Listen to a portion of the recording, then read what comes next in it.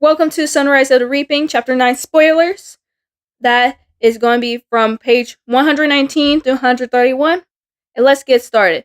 So, where we left off with Chapter 8 was rather a cliffhanger in a way. So, Plutarch confronts Haymitch and says that there was a last minute schedule change for him. It made us question, as the readers, like, what in the world was going to happen next. So, here in Chapter 9, Plutarch took Haymitch to Heavensby Mansion, where Snow eventually arrives and feels, well, unwell.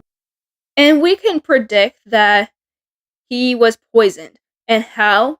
He must have recently went somewhere and poisoned someone, and then he poisoned himself, so that would clear off from suspicion. And he needs some type of antidote and all that stuff. Plutarch offers Snow an antidote, but I like how Snow says the cure is worse than the disease.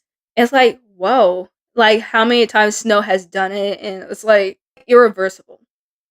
Anyways, but instead for an antidote, Snow asks for milk. Haymitch goes to retrieve it.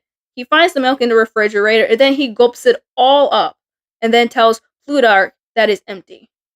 With Snow and his intelligent mind, he most likely assumed that Haymitch did it. It doesn't explicitly tell us that, but later in the story, the milk plays an important role. So Snow then vomits everywhere and is more blackish than bloody. So he's very sick from the amount of times that he had the poison.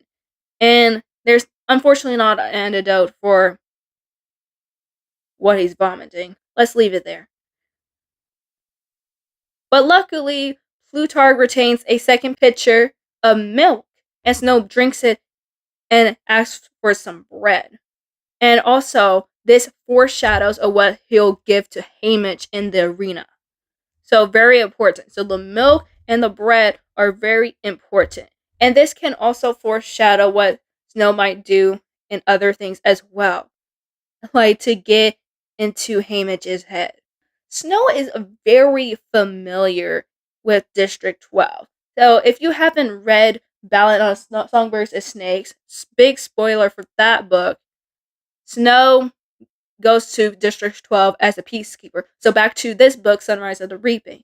So, Snow was curious who gave Haymitch the flint striker. So Haymitch had to hand it over to him and all. And Snow sees these initials LD. So he knows it's a girl that Haymitch knows back from home.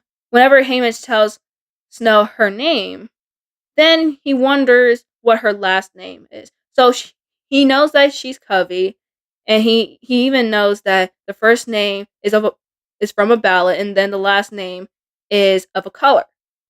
So he was struggling to figure out the last name until Haymitch tells President Snow Lenore's last name, which is Dove. And Snow questions what Dove symbolize, which Haymitch answers peaceful. However, Snow refers to doves as outliers, as each of the birds that he encountered are vicious. This really foreshadows what happens in his future, but also it flashes back on what happened in his past, which is a songbird, Ballad Songbirds and Snakes. So there are clear connections with the Hunger Games books.